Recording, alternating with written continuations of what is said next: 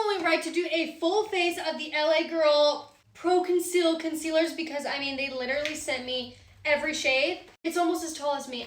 For reference, I'm 4'11". Yes, I know I'm short. I know. And I want to use this PR box to its full potential. So first we're going to start off with color corrector. And the box actually says the green is for medium to dark skin tones and the mint is for fair to light.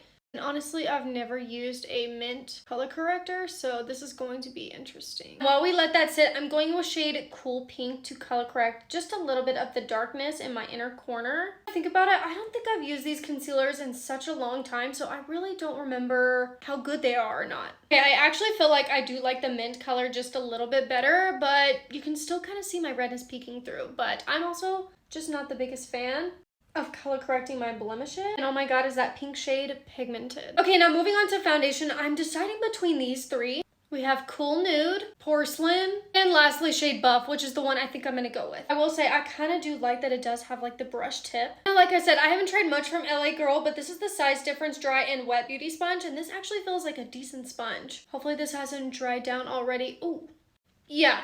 Full coverage. Okay, with it all blended out, I do think I could have went with shade Cool Nude. It's a little bit darker, but other than that, why does it look this good? I just had to do some swatches. We have shade Fawn, Almond, and Toffee. I'm leaning more towards Fawn. I'm just hoping I can make it work because these are definitely not bronzer shades. Oh gosh. I think I'm gonna mix a little bit of shade Almond just to tone down, hopefully, a little bit of the oranginess. Okay, let's see what this gives. Hopefully it's not Oompa Loompa. I think Almond definitely helped. Now it's time for blush, and I think I'm being a little delusional, but maybe if we do a little mixture. I don't know how well this is gonna go, but we're definitely gonna give it a shot with their reddish color corrector. I'm hoping with the Cool Pink concealer, this is going to not only lighten it, but also bring it a little bit more pinky. And mix, mix, mix. This is our little concoction. Honestly, I could make it work for blush, but I want to try a little bit of lavender. I feel like this might be a mistake. I'm actually not too mad with that little color combination, but we're just gonna start with a little bit because these are pigmented. Oh my god. And you doubted me. Well, I mean, I also kind of doubted myself, but look at that color.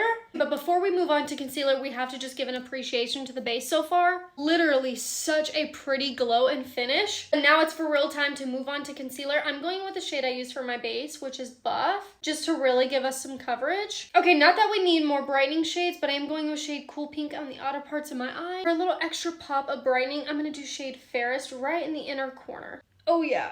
She's bright. Oh yeah, I'm really liking this bead. Before I finish this full face with other products, I will say there's only one thing to know, and there is a little bit of creasing starting to happen under the eyes, but also I did use a crap ton of concealer, and I haven't set with powder. So be very mindful with that information. This is what a full face of LA Girl concealers is looking like. I'm digging heavily. Here's what the makeup looks like all done. If you're like me and you've been sleeping on the LA Girl concealer, wake up. LA Girl, this looks good. What do you guys think?